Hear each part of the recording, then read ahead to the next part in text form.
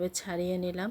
এখন আমি কড়াইতে চিংড়ি মাছ, পেঁয়াজ, রসুন, কাঁচামরিচ আর একটু সরিষার তেল দিয়ে আর লবণ দিয়ে ভেজে নিচ্ছি। খেতে কিন্তু ভালোই লাগে।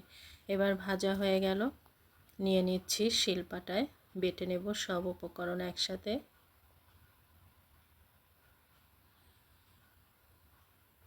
সুন্দর নরম হয়েছে যে বাটতে একটুও কষ্ট হয়নি।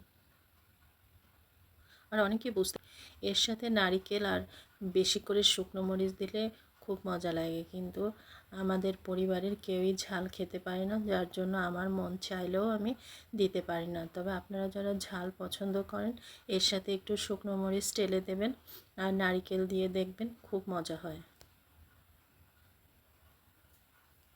আর কলা ভর্তা হয়ে গেল। এবার আমি একটা বাটিতে উঠিয়ে নিচ্ছি।